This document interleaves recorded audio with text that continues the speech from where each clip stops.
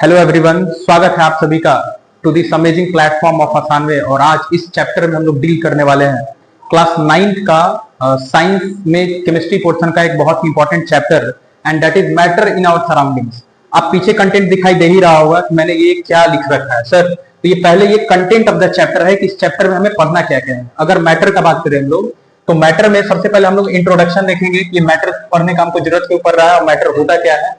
फिर क्लासिफिकेशन में हम लोग देखेंगे कि मैटर कितने तरह का हो सकता है, कितने भाग में इसको हम लोग बांटेंगे, इसको बोलेंगे क्लासिफिकेशन ऑफ मैटर। फिर बात बोलते हैं कैरेक्टरिस्टिक्स ऑफ मैटर। अगर मैटर है कोई भी सब्सटेंस को जब हम लोग मैटर बोलेंगे तो उसका प्रॉपर्टीज क्या क्या हमको देखने के लिए मिलेगा, उसमें क्या क्या क्वालिटी दिखने के लिए मिलेगा, तो उसको बोलेंगे कैरेक्टरिस्टिक्स। और जब हम चैप्टर पढ़ने जाएंगे तो इसके अंदर बहुत सारा छोटा छोटा टर्म्स आएगा, उसको हम लोग समझते हुए चलेंगे एकदम आसान तरीके से।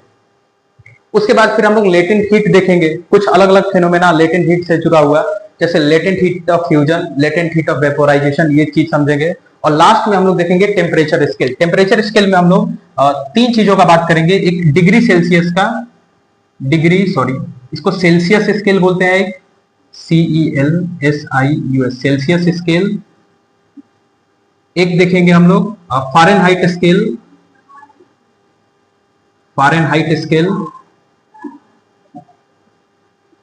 और एक केल्विन स्केल हम लोग देखेंगे, केल्विन स्केल।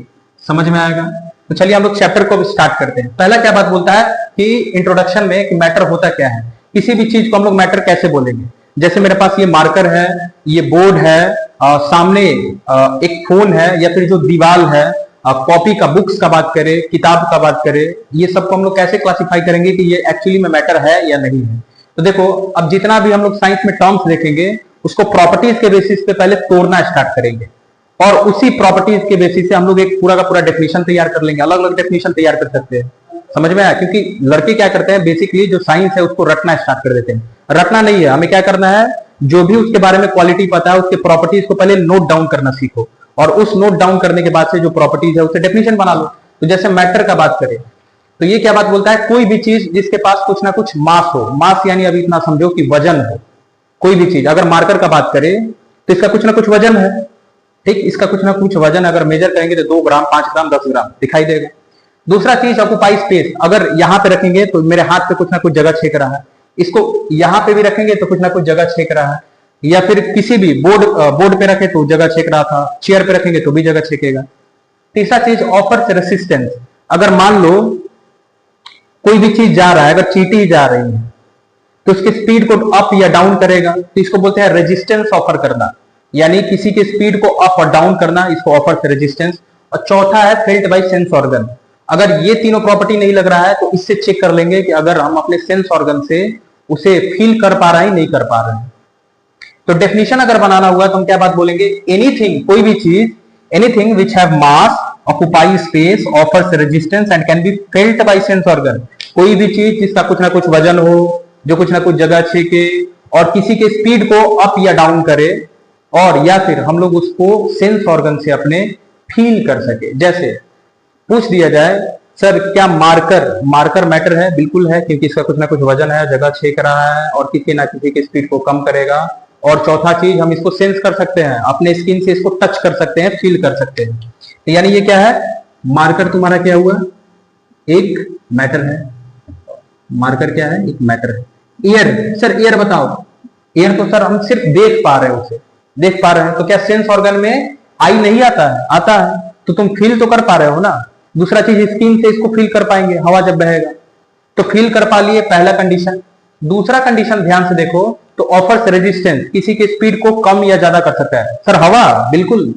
अगर बात करें कि हवा इस डायरेक्शन से आ रहा है और कोई ऑब्जेक्ट इस डायरेक्शन में मूव कर रहा है, घूम रहा है, तो मान लेते हैं हम 10 मीटर पर सेकेंड की स्पीड से इस डायरेक्शन में घूम रहे हैं, 2 मीटर पर सेकेंड से उधर से इधर हवा आ रहा है, तो हमारी स्पीड को क्या करेगा, डाउन करेगा ना। इधर से 2 आ रहा है, इधर से हम 10 के स्पीड से जा रहे हैं, तो 8 मीटर पर सेकेंड मेरा कर देगा, क्योंकि 2 मीटर पर सेकेंड से इधर तो वो चाह रहा है कि हम इधर ही रुके, तो क्या कर रहा है, डाउन कर रहा है। या फिर 2 मीटर पर सेकेंड इधर से घूम रहा था हवा, 10 मीटर पर सेकेंड से मेरा स्पीड है, तो टोटल ये 2 और ये 10, टोटल 12 मीटर पर सेकेंड, यानी स्पीड को हमारा बढ़ा रहा है, घटा रहा है।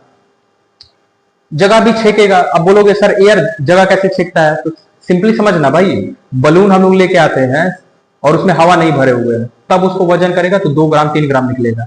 जैसे उसके अंदर हवा हम लोग भरेंगे तो 5 ग्राम 10 ग्राम हो जाता है। तो हवा उसके अंदर जो गया उसका कुछ ना कुछ वजन था, ये हैविंग मास। और ये जो दूसरा प्रॉपर्टी है कि जगह छेका, पहले इतना सा था अब इतना जगह छेक लिया।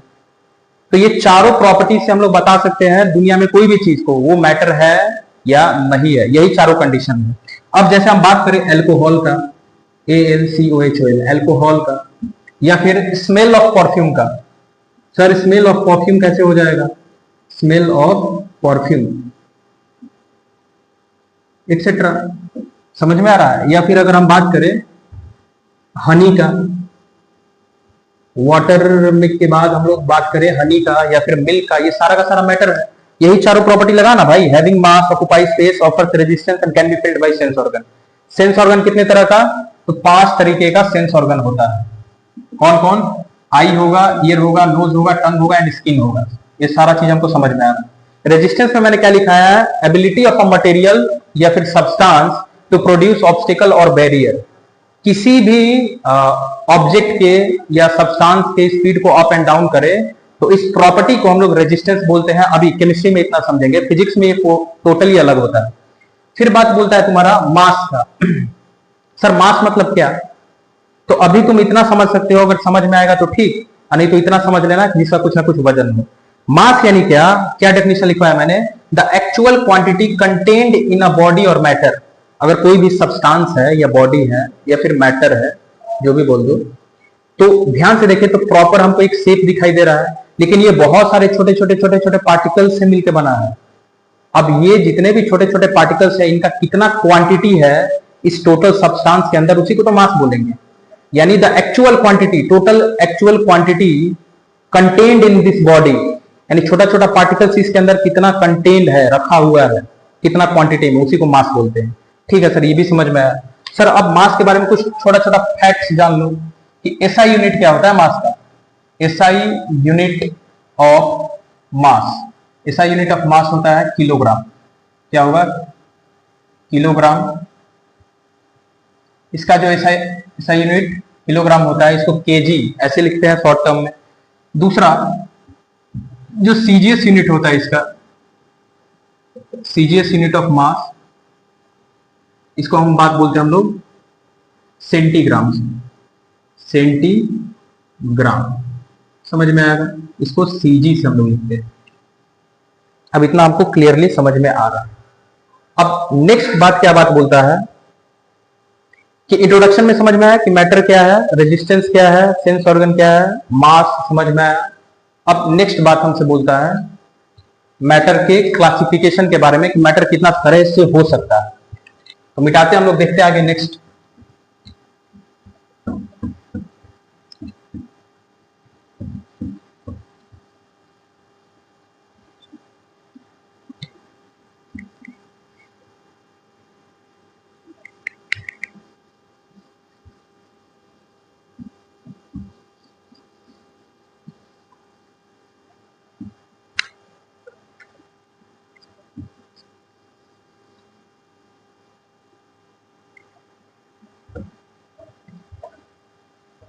आई होप कि यहां तक तुम लोगों ने नोट डाउन कर रखा होगा, और नहीं कर रखे हो तो वीडियो को पॉज करके और नेक्स्ट क्या कर सकते हो, इसको नोट डाउन कर सकते हो। अब हम लोग देखते हैं थोड़ा बहुत क्लासिफिकेशन के बारे में, कितने तरह का मैटर हो सकता है।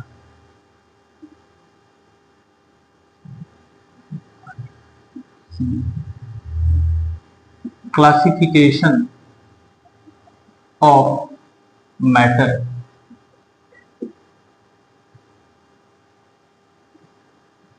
इसको दो तरह से हम लोग क्लासिफाई करते हैं। एक फिजिकली, यानी physical classification, physical classification, classification. दूसरा होता है chemical classification, chemical classification.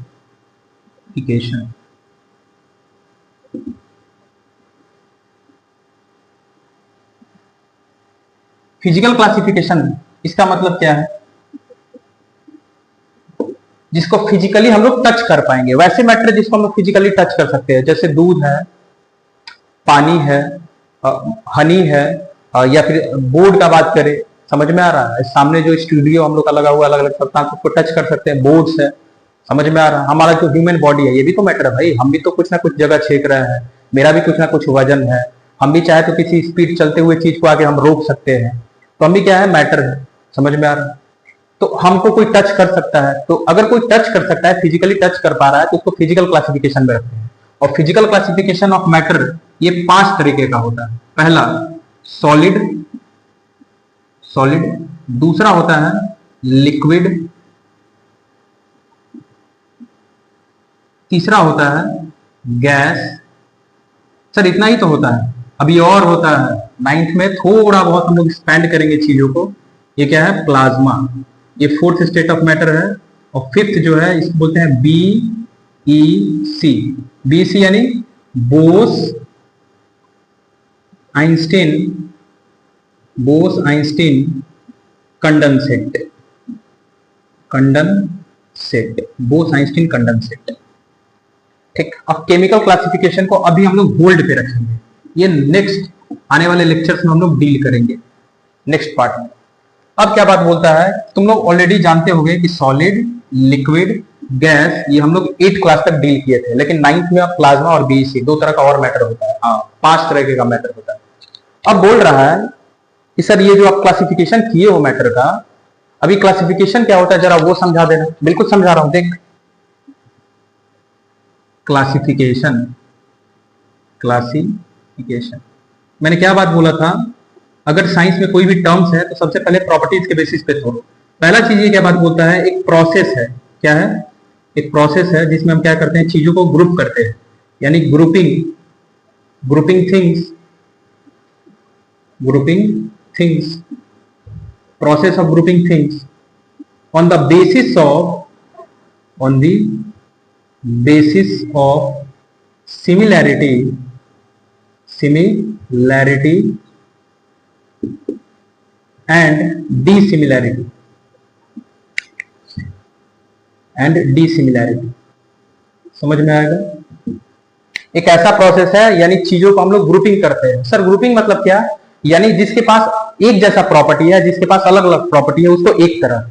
Simply क्या बात बोलना चाहता है, अगर तुम लाइब्रेरी में जाते हो तो वहां पे देखते हो बहुत सारा बुक का भंडार होता है, समझ में आ रहा है, और वहां पे हम क्या देखेंगे, उस लाइब्रेरी में एक तरफ अलग मैथ का बुक होगा, एक तरफ अलग फिजिक्स का बुक होगा, एक तरफ केमिस्ट्री का होगा, एक तरफ बायो का होगा, एक तरफ हिस्ट्री का होगा, ज्योग्राफी का होगा, इकोनॉमिक्स का होगा, सबका एक तरफ अलग अलग होगा। और उसमें भी अलग अलग क्लासेस में डिवाइड किया होता है कि ये 5th का है, 4th का है, 3 का है, 2 का है, 9th का है, 10th का है, किसी कंपटीशन का है, तो अलग अलग बांटा होता है। मान लो अगर उसको अलग अलग हम नहीं बांटे होते, मैथ, साइंस, सोशल साइंस सब इकट्ठा करके एक ही जगह पे रख दिए होते, अब बोलेंगे कि जाओ लाइब्रेरी में तुम्हें पढ़ने जाना ना, जाओ ढूंढो, तो तुम तो डेली ढूंढते ही रह जाओगे, तुम्हारे पास समय इसी तरह निकल जाएगा और तुम पढ़ भी नहीं पाएगा। तो क्लासिफिकेशन से ये फायदा होता है कि तुम्हारा समय बचेगा और जो तुमको प्रॉपरली चाहिए तुम एक बार में वही चीज उठाओगे, समझ में आ रहा है, तो ये फायदा होता है। तो एक ऐसा प्रोसेस, एक इट इज अ प्रोसेस, अगर हम लोग डेफिनेशन आप इसको लिखे, डेफिनेशन अगर प्रॉपर लिखना चाहें तो ये क्या है, it is a process, it is a process, it is a process in which it is a process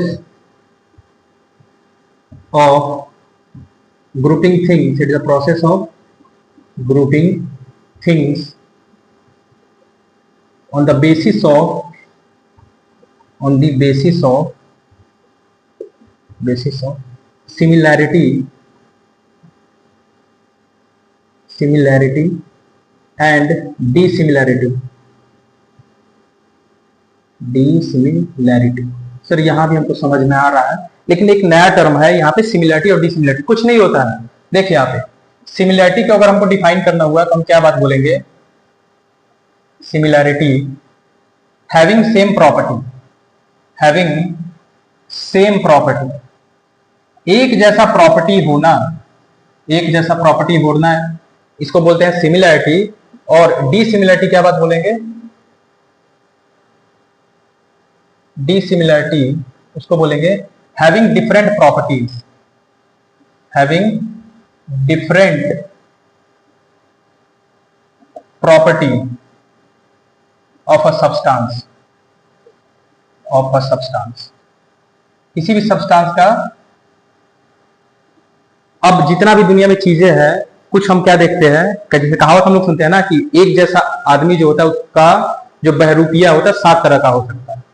तो कैसे बोल सकते हैं, यानी एक जैसा उसका फेस थोड़ा बहुत मिलता होगा, समझ में आ रहा है। तो ये क्या बात बोलता है कि कोई भी ऑब्जेक्ट जिसका प्रॉपर्टी थोड़ा थोड़ा मिलता हो तो उसमें क्या बात बोलेंगे, इसमें सिमिलर चीजें हैं।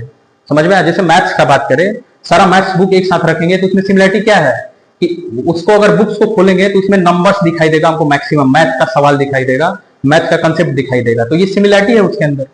अब बाकी मैथ्स और साइंस उठाओगे तो दोनों में डिफरेंस हो गया ना, दो अलग अलग सब्जेक्ट है। या फिर अगर मैथ्स का ही उठा लिया हम सारा का सारा अलग अलग बुक्स, तो उसमें भी अब क्या हो जाएगा, मैथ्स का उसमें सवाल तो होगा, मैथ्स का कंसेप्ट तो होगा ही, लेकिन अलग अलग लेवल का हो जाएगा। 2 का अलग होगा, 10th का अलग होगा, 9th का अलग होगा, समझ में आ रहा है, 11th का अलग होगा। तो जिसके पास एक जैसा प्रॉपर्टी है किसी भी सब्सटेंस के पास उसको सिमिलरिटी, जिसके पास अलग अलग प्रॉपर्टी है उसको बोलेंगे डिसिमिलरिटी। यहां तक क्लियर है। अब बात बोलता है कि सर हमको सॉलिड, लिक्विड, गैस, प्लाज्मा और गैस समझाओ। सॉलिड जो है इसमें तुम अलग अलग बात कर सकता है ना बाबू। यहां पे अगर बात करें सॉलिड में, जैसे ब्रिक्स है तुम्हारे पास, ईंटे, ये तुम्हारा एग्जांपल हो गया। अगर बात करें मार्कर का, ये, और क्या बात कर सकता है सर, स्पंज बात कर सकते हैं, हाँ हो सकता है। ये भी क्या है, ये भी तुम्हारा सॉलिड है। अगर पॉलीथीन का बात करें सर, ये भी सॉलिड है, हाँ ये भी सॉलिड है, ठीक। लिक्विड में बात करेगा तो मिल्क हो जाएगा। और क्या हो सकता है सर, ऑयल हो सकता है ना, केरोसिन ऑयल हो सकता है, केरोसिन सर वो भी मैटर होगा, बिल्कुल मैटर होगा, बस वो जो बताया थे चारों प्रॉपर्टी वही लगा। मिल्क हो जाएगा, केरोसिन हो सकता है, तुम्हारे पास हनी हो सकता है, वाटर हो सकता है, समझ में आ रहा है, मस्टर्ड ऑयल हो सकता है, बहुत सारा हो सकता है। या फिर कोल्ड ड्रिंक्स जो पीता है ना भाई, तो देख कोल्ड ड्रिंक्स हो सकता है। ये सारा का सारा लिक्विड फेज में है। गैसियस फेज में क्या हो सकता है, तो एयर। अब एयर के अंदर भी बहुत सारा चीज हो सकता है, नाइट्रोजन होता है, नाइट्रोजन होता है सर, कार्बन डाइऑक्साइड, हाँ वो भी होता है सर, कार्बन मोनोऑक्साइड बिल्कुल वो भी होता है। और बता सर, ऑक्सीजन, हाँ बिल्कुल होता है, वो भी होता है। ये सॉलिड, लिक्विड, गैस, सर क्या तीनों में अंतर भी होता है सर, क्या उनका सिर्फ शेप में ही डिफरेंस होता है, बिल्कुल नहीं, बहुत सारा डिफरेंसेस है, बहुत सारा पॉइंट्स है। उसको हम लोग डिस्कस करना चाहे तो पूरा का पूरा टाइम निकल जाएगा, लेकिन हम क्या करेंगे, सिर्फ जो बुक्स में जो मेंशन किया होता है या फिर एग्जाम में हमारा पूछेगा, ज्यादा से ज्यादा 5 पॉइंट्स पूछता है। तो अभी तुरंत हम लोग क्या कर लेते हैं, इसके बीच का डिफरेंस समझ लेते हैं कि क्या होता है, दोनों तीनों में अंतर क्या होगा, सॉलिड, लिक्विड, गैस, ठीक। एक एक करके हम समझते हैं तीनों में क्या डिफरेंस होगा। आई होप यहां तक नोट डाउन कर चुके हो तुम लोग।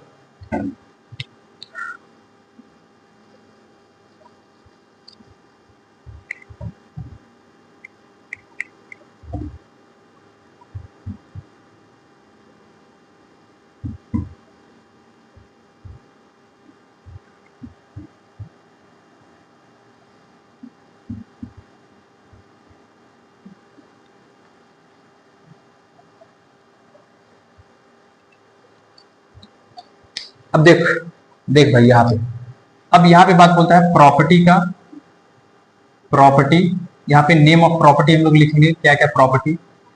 फिर यहाँ पे हम लोग लिखेंगे सॉलिड के बारे में, सॉलिड।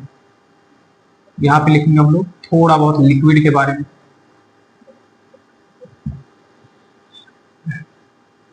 फिर हम लोग बात करेंगे गैस के बारे में, है ना, ये डील करने वाले हैं। पहला प्रॉपर्टी है शेप एंड वॉल्यूम का, इस चीज का शेप एंड वॉल्यूम का। तो अगर सॉलिड में बात करें तो जो शेप होता है सॉलिड का वो फिक्स्ड होता है, शेप एंड वॉल्यूम, वॉल्यूम दोनों का दोनों इसका क्या होगा, फिक्स्ड होता है। इतना हमको समझ में आ रहा है। ये यहां पे बात करें लिक्विड में तो शेप है, जो शेप होगा इसका वो नॉट फिक्स्ड,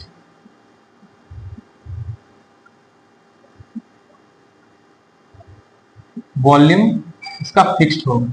अभी मैं एक एक करके सारा पॉइंट्स लिखता हूं, उसके बाद फिर 1 बाय 1 एक्सप्लेन करूंगा। यहाँ पे जो शेप होगा इसका नॉट फिक्स्ड, जो वॉल्यूम होगा ये भी नॉट फिक्स्ड। दूसरा है हमारा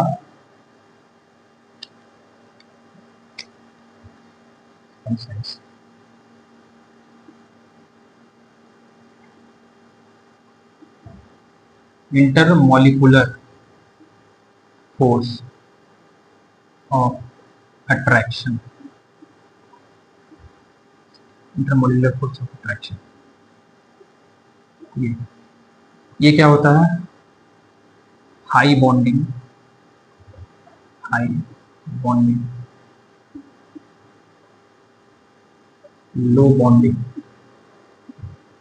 लो बॉन्डिंग, यहाँ पे लीस्ट बॉन्डिंग, लीस्ट बॉन्डिंग यहाँ पे। थर्ड बात बोलता है इंटरमॉलिक्यूलर, इंटरमॉलिक्यूलर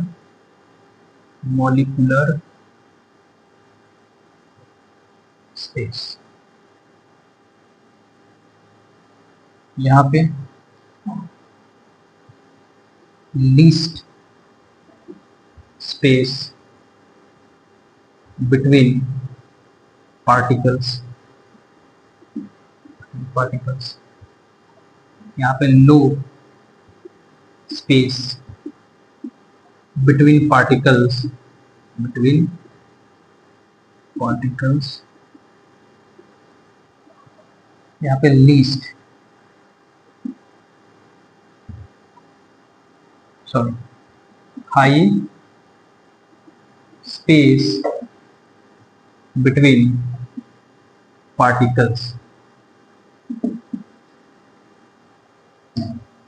नेक्स्ट बात करता है डेंसिटी का, डेंसिटी का हाई, यहाँ पे होता है लो, यहाँ पे होता है लीस्ट। फिर होता है कंप्रेसिबिलिटी का,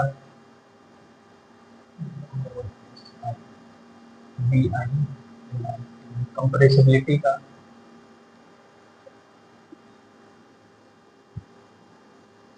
almost incompressible,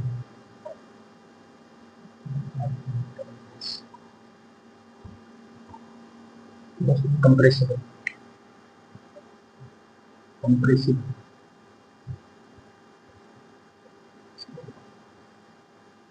highly compressible, highly compressible.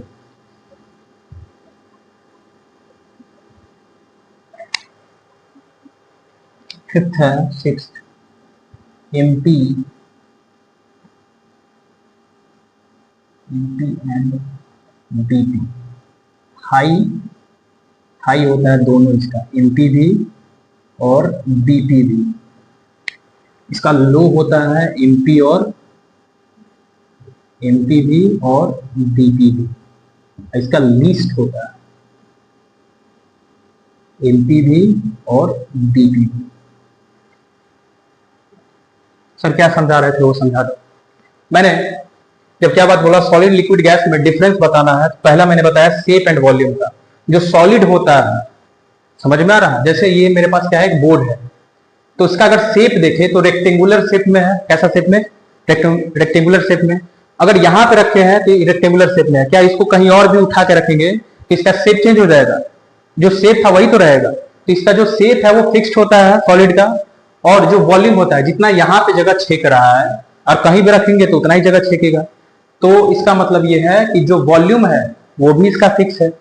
कोई भी सॉलिड उठा के देख ले भाई, उसका शेप भी हमेशा फिक्स, उसका वॉल्यूम भी फिक्स। चेयर का ही देख ले, मार्कर का ही देख ले, जो शेप यहाँ पे है, जितना जगह यहाँ पे छेक रहा है, कहीं भी रखेगा तो शेप इसका चेंज नहीं होगा और वॉल्यूम भी इतना ही रहेगा। तो सॉलिड में शेप और वॉल्यूम क्या होता है? फिक्स्ड होता है। लिक्विड में बात करें तो जैसे पानी का या फिर दूध का बात करें, जो दूध लेके आते हैं ग्लास में रखेंगे तो ग्लास का शेप ले लेगा, ठीक है। किसी बर्तन में रखेंगे, कंटेनर में रखेंगे तो वैसा शेप हो जाएगा। समझ में आ रहा है? किसी प्लास्टिक में रखेंगे तो वैसा शेप हो जाएगा, पॉलिथीन में रखेंगे तो वैसा शेप हो जाएगा। यानी लिक्विड का अपना कोई शेप नहीं होता है। तो इसलिए हम बोल सकते हैं liquid do not have fixed shape. Volume, volume क्या इसका फिक्स होता है? तो हाँ, फिक्स्ड होता है। कैसे? अगर मान लेते हैं हम मार्केट गए या फिर दुकान पे गए, वहां से हम दूध ले रहे, तो मैंने बोला वहां से दुकान वाले भैया से हमको 2 लीटर दूध देना भैया। वहां से जब 2 लीटर लेके आया, जब मैं घर पे मेजर करा 2 लीटर ही है, अब कुछ समय बाद किसी कंटेनर में डाल रहा हूं तो क्या वो 1 लीटर हो जाएगा? जितना लायक हो उतना ही रहेगा। समझ में आ रहा है? तो उसका वॉल्यूम जरूर फिक्स रहेगा, लेकिन सेप फिक्स नहीं होने वाला है। गैस में जो हवा दिखाई दे रहा है, इसका ना कोई हमको सेप दिखाई दे रहा है और ना यहाँ पे वो कितना जगह छेक रहा है भी नहीं पता है। तो सेप भी नॉट फिक्स्ड और वॉल्यूम भी नॉट फिक्स्ड। ये पहला प्रॉपर्टी हमारा क्लियर है। दूसरा, इंटरमोलिकुलर फोर्स ऑफ अट्रैक्शन, यानी अगर हम बात करिए मार्कर का, तो ये बहुत सारा छोटा छोटा छोटा छोटा छोटा छोटा पार्टिकल से मिलकर बना है। अब ये छोटा छोटा पार्टिकल्स कितना मजबूती से पकड़ा हुआ है कि अगर हम छोड़ दे रहे हैं, ऐसे नीचे गिरा, फिर भी ये टूटा नहीं? टूट रहा है। क्यों नहीं टूट रहा है? या फिर सिंपल सा ब्रिक्स का बात करें, ईंटे का, तो अगर आसानी से हम लोग उसको तोड़ना चाहे ऐसे, तो टूटेगा नहीं? टूटेगा, क्योंकि इसके अंदर जो छोटा छोटा छोटा छोटा पार्टिकल्स है, कितना टाइटली, कितना मजबूती के साथ एक दूसरे को पकड़े हुए हैं। उसको बोलते हैं बॉन्डिंग। बॉन्ड कितना अच्छा है, ये पार्टिकल्स एक दूसरे से कितना फ्रेंडली है, मजबूती से पकड़ा हुआ है। क्लियरली यहां तक समझ में आ रहा? क्या देख रहे थे हम लोग? बॉन्डिंग का बात कर रहे थे, इंटरमोलिकुलर फोर्स ऑफ अट्रैक्शन। जैसे मैंने क्या बात कर रखा था कि अगर मेरे पास ये मार्कर है, ठीक, तो ये बहुत सारा छोटा छोटा छोटा छोटा पार्टिकल से मिलकर बना है। या फिर ईंट का ही बात करें या फिर पत्थर का ही बात करें, वो भी बहुत छोटा छोटा पार्टिकल से मिलकर बना है। अब हम इसको तोड़ने जाएंगे तो आसानी से टूटेगा नहीं? टूटेगा। क्यों नहीं टूट पा रहा है? तो इसके बीच का जो पार्टिकल्स है बहुत मजबूती से पकड़ा हुआ है। तो बॉन्डिंग जो है इनके बीच का पार्टिकल्स का, वो बहुत मजबूत है। जल्दी कोई चाहेगा कि इसका रिश्ता तोड़ दे तो नहीं टूटने वाला है, क्योंकि बॉन्ड मजबूत है। तो इंटरमोलिकुलर फोर्स ऑफ अट्रैक्शन, यानी सॉलिड में जो होता है वो टाइटली पकड़े हुए होता है, तो हाई बॉन्डिंग होता है मजबूती से। और वही लिक्विड के अंदर, चाहे दूध के अंदर, पानी के अंदर हाथ घुसाना तो आराम से घुसा सकते हैं। ईंट में हम लोग नहीं घुसा पाएंगे। और गैस में तो आराम से किधर भी घुमाओ, और लिक्विड में थोड़ा बहुत स्पीड कम हो जाता है। इसका मतलब ये है कि सबसे ज्यादा बॉन्डिंग होता है सॉलिड में, लिक्विड में कम बॉन्डिंग होता है, सबसे कम बॉन्डिंग होता है गैस में। फिर बात बोल रहा है इंटरमोलिकुलर स्पेस। इंटरमोलिकुलर स्पेस यानी जो भी पार्टिकल्स है इनके बीच में गैप कितना है, जगह कितना है। और सॉलिड का बात करें तो बहुत अगर मजबूती से पकड़ा है, यानी इसके बीच का जो गैप है, समझ में आ रहा है? इसके बीच का जो गैप है, गैप यानी इसके बीच में जो जगह है वो बहुत कम है। और सबसे ज्यादा किस में होगा? यानी इसका अगर सबसे कम है तो सबसे ज्यादा गैस का होगा। गैस में यहाँ पार्टिकल्स देखेंगे, अगर हम लोग पार्टिकल्स का अरेंजमेंट देखेंगे तो सॉलिड में क्या देखेंगे हम लोग? सॉलिड में ऐसे छोटा छोटा छोटा छोटा ऐसे पार्टिकल्स आपस में अरेंज होता है, ये तब जाके एक पर्टिकुलर शेप बनाएगा। ये ऐसे ऐसे ऐसे ऐसे ऐसे ऐसे, ये बहुत सारा पार्टिकल्स एक साथ अरेंज है, ठीक, ये ऐसे ऐसे ऐसे ऐसे ऐसे ऐसे ऐसे। लेकिन लिक्विड में अगर बात करोगे तो लिक्विड में जो भी पार्टिकल्स है वो यहाँ यहाँ यहाँ यहाँ यहाँ यहाँ यहाँ यहाँ यहाँ यहाँ, ये थोड़ा ऐसे ऐसे होता है, थोड़ा जगह है इनके बीच में। और गैस में क्या देखेंगे? तो गैस में पार्टिकल्स को यहाँ है, यहाँ है, यहाँ है, यहाँ है, यहाँ है, यहाँ है। इसका मतलब गैप यहाँ पे क्या है? गैप यहाँ पे बहुत कम है। ध्यान से देखेंगे तो बहुत कम गैप है। समझ में आया? बहुत कम। यहाँ पे क्या है? थोड़ा ज्यादा है, थोड़ा ज्यादा ज्यादा गैप है, गैप है। और यहाँ पे बहुत ज्यादा गैप है, बहुत ज्यादा गैप है। किसके बीच में?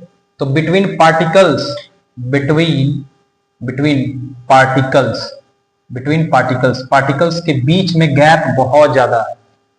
तो इंटरमोलिकुलर जो स्पेस होता है और least space between particles, particles के बीच में सबसे कम यहाँ पे सॉलिड में होता है, लिक्विड में ज्यादा होता है, इसमें सबसे ज्यादा होता है। चौथा हम लोग देखे थे डेंसिटी का बात। क्या बात बोले थे हम लोग कि डेंसिटी क्या होता है? तो याद रखना, डेंसिटी हमेशा सॉलिड का ज्यादा होगा, लिक्विड का कम और गैस का सबसे कम। डेंसिटी मतलब सर क्या होता है, पहले वो समझा दो। डेंसिटी मतलब होता है कि किसी भी ऑब्जेक्ट का वजन कितना है, मास कितना है, और वो जगह कितना छेक रहा है। जितना ज्यादा उसका वजन होगा, समझ में आ रहा है? जितना ज्यादा वजन और जितना ज्यादा जगह छेकेगा, उसी को हम लोग बोलेंगे डेंसिटी ज्यादा है। अब डेंसिटी का पहले डेफिनेशन समझ लो। यहाँ पे डेंसिटी क्या बात बोलता है?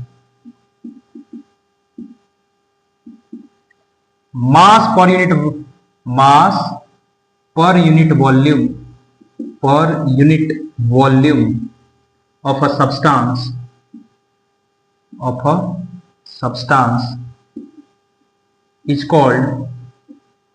called density is called density of that substance. Formula कैसे होगा? जो डेंसिटी है, मान लो तुम डेंसिटी को ऐसे लिखा है ना, डेंसिटी को मैंने क्या लिखा है? मास पर यूनिट वॉल्यूम। मास यानी MASS ऐसे लिखेगा भाई, पर यानी ये होता है, ठीक। जब न्यूमरेटर अपन डिनोमिनेटर लिखते हैं ना हम लोग, तो यहाँ पे लाइन लिखते हैं, इसको बोलते हैं पर। मास पर यूनिट वॉल्यूम, यहाँ पे क्या बात बोला है? वॉल्यूम रखेंगे। तो ये फॉर्मूला हो गया किस चीज का? डेंसिटी का। अब जो डेंसिटी है इसको ग्रीक लेटर्स में रो से रिप्रेजेंट करते हैं। किस चीज से? रो से। सर रो ना? नहीं भाई, रो रो, समझ में आ रहा है? ये ग्रीक लेटर यहाँ पे लिख लियो, इसको बोलते हैं RHO, रो। ये एक ग्रीक लेटर है। क्या है? Greek letter. समझ में आएगा? रो इक्वल्स टू M/V, यही होता है। अब बात बोल रहा है सर इसका ऐसा यूनिट बताओ हमको, किसका? डेंसिटी का। समझ में आ रहा है? तो अब यहां तक थोड़ा बहुत हम क्या करेंगे, इस चीज को इरेज करेंगे, फिर समझाएंगे। ये वाला आई होप तुम लोग ने लिख लिया होगा। ये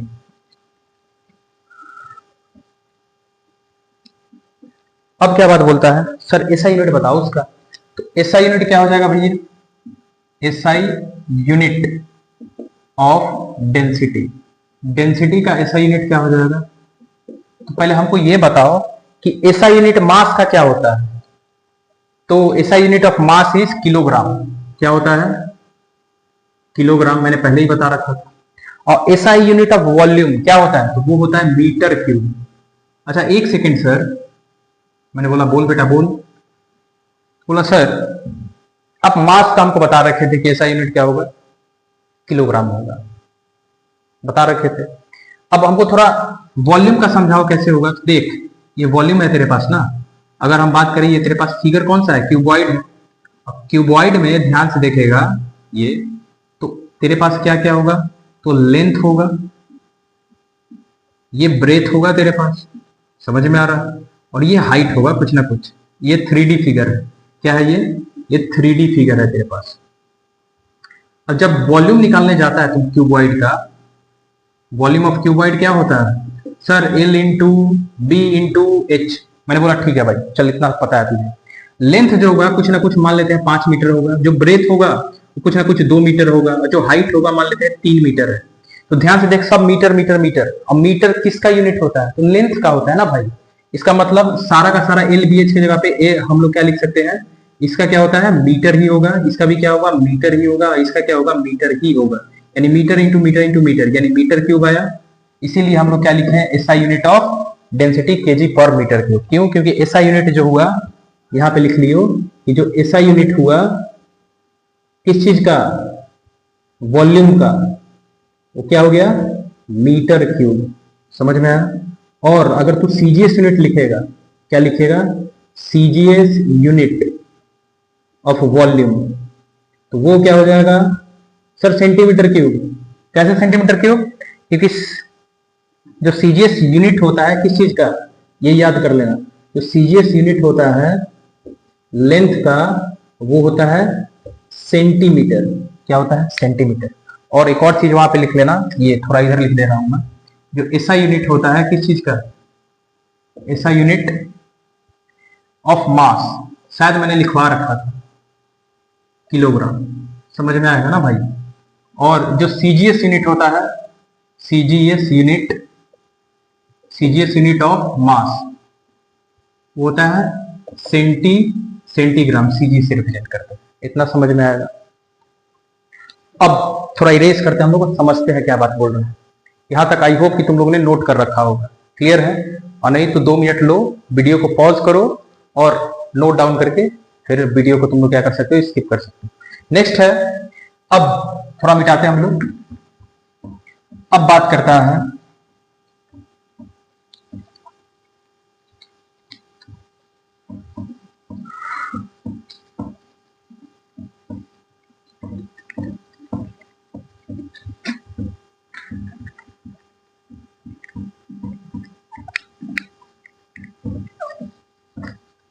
क्या बोला मैंने कि सॉलिड का सबसे ज्यादा डेंसिटी होता है, ये मैंने बताया।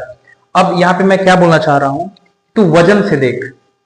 क्या देख? वजन से देख। अगर मैं एक तरफ क्या ले लेता हूं एक तरफ अगर मैं ईंट ले लेता हूं, क्या लेता हूं, एक तरफ ईंट ले रहा हूं मैं, दूसरे तरफ मैं पानी ले रहा हूं, दूसरे तरफ मैं हवा ले रहा हूं। अब पूछ रहा हूं कि डेंसिटी किसका ज्यादा होगा। तो याद रखना, जिसका वजन ज्यादा और जो जगह ज्यादा छेक रहा उसका डेंसिटी ज्यादा। तो अगर ईंट का बात करें तो ईंट का डेंसिटी क्या होगा as compare to that liquid और गैस, ज्यादा होगा।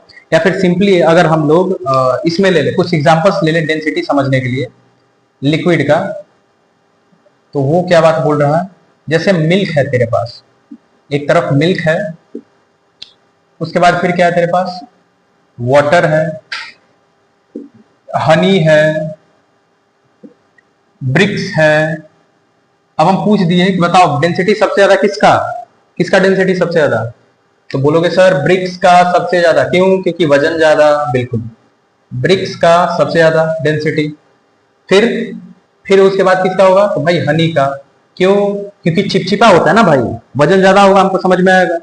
फिर है नेक्स्ट तुम्हारा किस चीज का, जिसमें पार्टिकल्स क्लोजली हो, एक दूसरे के साथ क्लोज पैक हो, वहां पे समझ सकते हो तुम कि डेंसिटी ज्यादा है।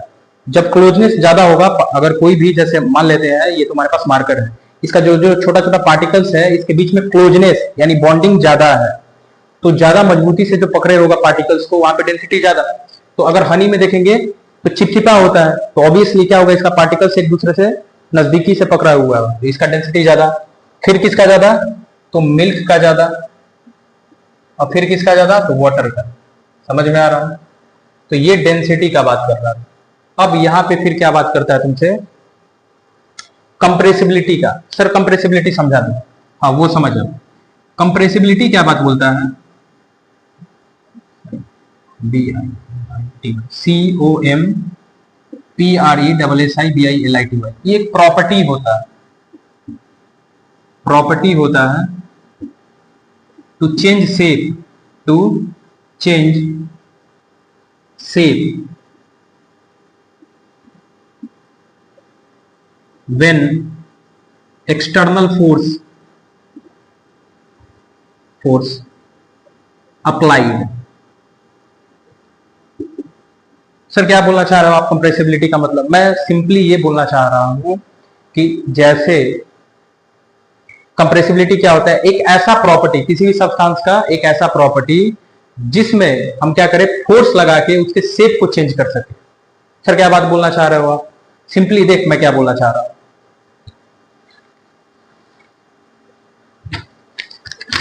ये सॉलिड है तेरे पास, एक पेपर है, पीस ऑफ पेपर है, यहाँ पे फोर्स लगा के ये मैं चाहूं इसको फाड़ दिया, मैंने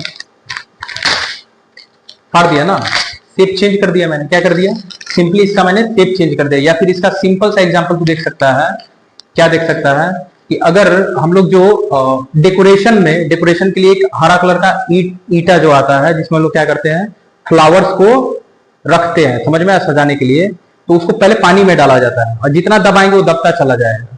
समझ में आ रहा है? तो वहां पे क्या किए, फोर्स लगा के उसके शेप को हम लोग चेंज कर दिए। और अगर आसानी से किसी भी सब्सटेंस के ऊपर, ऑब्जेक्ट के ऊपर हम फोर्स लगा के उसका शेप चेंज कर पा रहे हैं, तो उसको बोलते हैं कंप्रेसिबिलिटी, ये प्रॉपर्टी। समझ में आया? तो इसको डिफाइन कैसे कर सकते हैं, the property to change shape when external force is applied is called compressibility. The property of a substance, the property of a substance to change the shape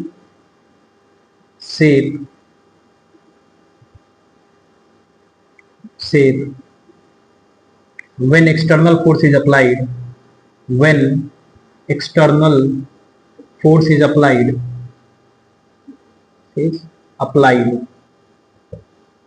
is called compressibility, है ना भाई?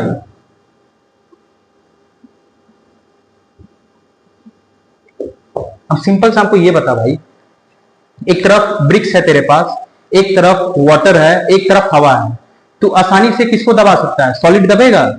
चाहेगा कि दबा के हम उसके शेप को चेंज कर दे ब्रिक्स को? पॉसिबल है? नहीं। क्यों? क्योंकि वो क्या है, ऑलमोस्ट इनकम्प्रेसिबल, तुम दबा ही नहीं पाओगे, उसका शेप ही चेंज नहीं कर पाओगे। लेकिन वाटर में आराम से उसको दबा सकते हैं, पीट सकते हैं। समझ में आ रहा है? और गैस में तो इधर उधर है, किधर भी पीट दे रहे हैं हम। समझ में आ रहा है? तो सबसे कम कंप्रेसिबिलिटी सॉलिड में होता है, उससे थोड़ा सा ज्यादा होता है लिक्विड में, और सबसे ज्यादा होता है कंप्रेसिबल गैस। क्योंकि इसको कंप्रेस करके, ध्यान से देखोगे, जो घर में हमारा सिलेंडर आता है, जो गैस आता है, जब हम दुकान पे जाते हैं गैस भरवाने के लिए, तो उस समय तो वो क्या करता है, गैस डालता है उसके अंदर। लेकिन कुछ समय बाद जब हम क्या करेंगे, उसको थोड़ा बहुत हम लोग हिलाते हैं, तो वहां पे देखेंगे कि लगेगा उसके अंदर लिक्विड भरा है। तो वो क्या किया गया है, गैस को बहुत ज्यादा कंप्रेस किया गया है। जब प्रेशर ज्यादा दिया गया है तो वो गैस से लिक्विड में कन्वर्ट हो गया है। समझ में आया? फिर नेक्स्ट है तुम्हारा melting point, boiling point.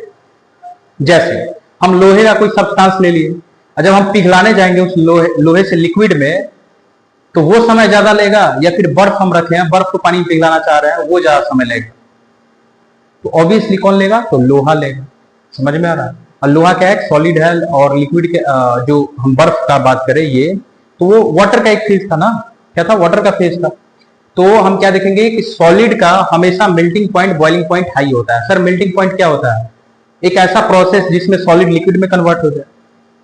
The process in which solid converts into liquid at a specific temperature is called its melting point. वहां पे क्या हो जाए, मेल्ट कर जाए, पिघल जाए। तो हाई होता है सॉलिड का मेल्टिंग पॉइंट, हाई होता है, इसका लो होता है, और गैस का सबसे कम होता है। यहां तक मुझे लगता है क्लियर है तुम लोग को। अब नेक्स्ट थोड़ा बहुत देख लेते हैं। सर हमको यहां तक पूरा समझ में आ रहा है कहानी कि सॉलिड, लिक्विड, गैस में क्या डिफरेंस होता है। ये 6 पॉइंट्स था आपके पास, आप इसको एग्जाम में नो डाउट बहुत अच्छे से लिख सकते हैं। अब नेक्स्ट क्या कहानी है हमारा, नेक्स्ट कहानी हम लोग क्या देखना है,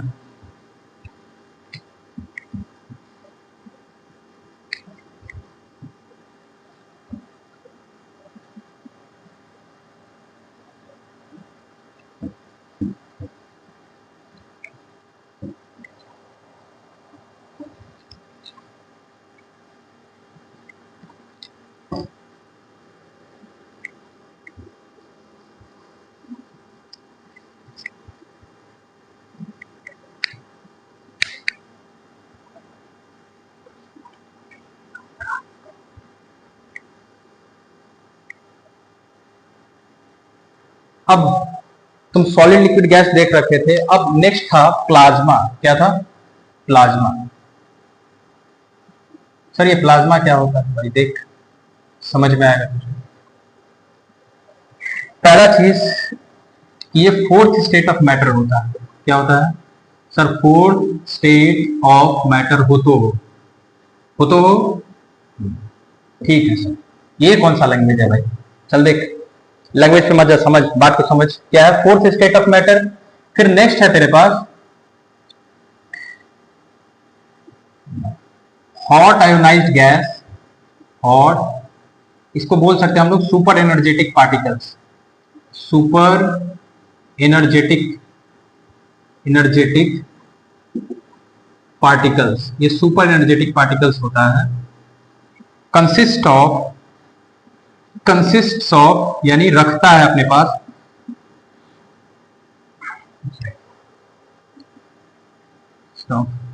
यह क्या है, plasma.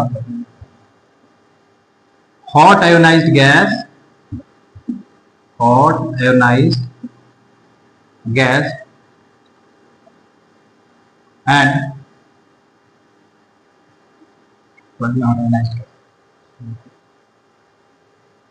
positively charged and positively charged ions। ये क्या है, वो मास्टर बीच में रुक क्यों रहा है, इसलिए रुक रहा है, देख रहा है भाई लिखा क्या है इसमें। बात बोल रहा है प्लाज्मा का, it is a fourth state of matter, super energetic particle consist of hot ionised gas and positively charge ions. Simply यहां से ये क्या बात बोल रहा है अभी तुरंत समझा रहा हूं। उसके पहले हम लोग लिख लेते हैं BeC, समझ में आएगा। इसको अगर हम लिखने जाए तो ये क्या है, फिफ्थ स्टेट ऑफ मैटर। क्या है, it's a fifth state of matter, it's a fifth state of matter. Next है dilute gas of boson, dilute gas of boson cooled to temperature, cooled to temperature very close to absolute zero. समझ में आएगा? अब ये क्या बात बोलना चाह रहा है सर, मतलब समझाओ इसका। बात बोलता है जब गैस के पार्टिकल्स को जब बहुत ज्यादा हम लोग हीट करते हैं, बहुत ज्यादा टेम्परेचर देते हैं, तो वो क्या हो जाएगा, धीरे धीरे बहुत ज्यादा गर्म होगा। और जब चीजें गर्म होता है, कोई भी चीज अगर हम बात करें लोहे को ही, तो जब तुम बहुत ज्यादा गर्म करते हो तो क्या देखेगा तुम, तो धीरे धीरे लाल हो रहा है, बहुत ज्यादा लाल होगा तो धीरे धीरे वहां से लाइट निकलना स्टार्ट करेगा। तो प्लाज्मा यही चीज है, जब गैस के मॉलिक्यूल्स को, गैस के पार्टिकल्स को बहुत ज्यादा हीट करते हैं, बहुत ज्यादा टेम्परेचर देते जाएंगे, तो वो बहुत ज्यादा उसके पास एनर्जी आ जाता है, और उसके अंदर जो छोटा छोटा पार्टिकल्स है, जो छोटा छोटा पार्टिकल्स है वो बहुत ज्यादा हॉट हो जाता है, बहुत ज्यादा टेम्परेचर देने के बाद हॉट होगा और आयोनाइज्ड हो जाता है। ये नेक्स्ट चैप्टर में हम लोग पढ़ेंगे कि आयोनाइजेशन क्या होता है। समझ में? आयोनाइज हो जाएगा यानी उसके ऊपर चार्ज चढ़ जाएगा। समझ में आ रहा है? और गर्म होकर वो क्या करेगा, लाइट प्रोड्यूस करने लगेगा। जैसे सबसे अच्छा अगर एग्जांपल पूछा जाए प्लाज्मा का, तो तुम्हारे पास सन है। जो भी प्लाज्मा होगा ना, जो भी प्लाज्मा होगा वहां से एक्सट्रीम लाइट निकलेगा, बहुत सारा लाइट निकलने वाला है, और उससे बहुत ज्यादा तुमको हीट एनर्जी मिलने वाला है। समझ में? चीज तुमको बहुत ज्यादा गर्म करेगा। तो प्लाज्मा क्या है? Fourth state of matter of super energetic particle consist of hot ionised gas and positively charge ions, और इसके अंदर पॉजिटिव चार्ज आयंस होता है। ये नेक्स्ट चैप्टर में हम लोग डील करेंगे कि आयंस क्या होता है, आयोनाइजेशन क्या होता है। फिर बीईसी क्या बात बोलता है सर, ये हमको समझ में आया। बीईसी क्या है? जब गैस को बहुत ज्यादा वहां पे हम लोग गर्म कर रहे थे, यहाँ पे बहुत ज्यादा ठंडा करेंगे, तो बहुत ज्यादा ठंडा करने के बाद जो हमको फिफ्थ स्टेट ऑफ मैटर मिला, उसी को हम लोग बीईसी बोल दिए। क्या बात बोल दिए? बीईसी। और बीईसी इसलिए बोला जा रहा है क्योंकि ध्यान से देखोगे तो बोस आइंस्टीन कंडेंसेट, यहां पे दो साइंटिस्ट ने मिलके इस particular fifth state of matter को क्या किया था, डिस्कवर किया था, या फिर जो भी बोल दे इन्वेंट किया। क्लियर होगा?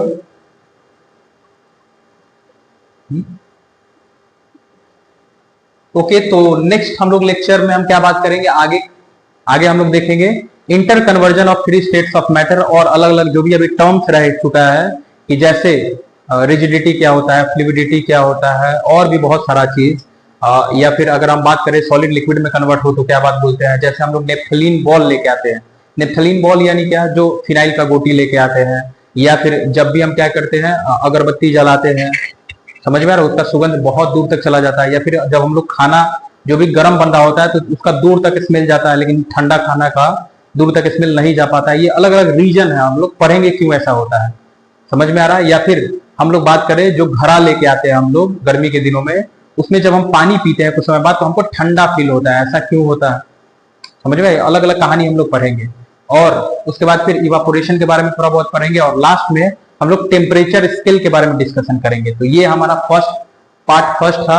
अब पार्ट 2 में हम लोग सेकंड लेक्चर में डिस्कस करेंगे सारा चीज जो भी हमारा बचा हुआ है, और बहुत सारा फेनोमेना जो हमको एक्सप्लेन करना है, सारा इससे ही रिलेटेड कैसे है वो सारा मैं समझाऊंगा। तो आज तक इतना ही, और बने रहिए हमारे लेक्चर्स में, हमारे चैनल्स पे, to the amazing platform of आसान वे, और keep studying and stay focused.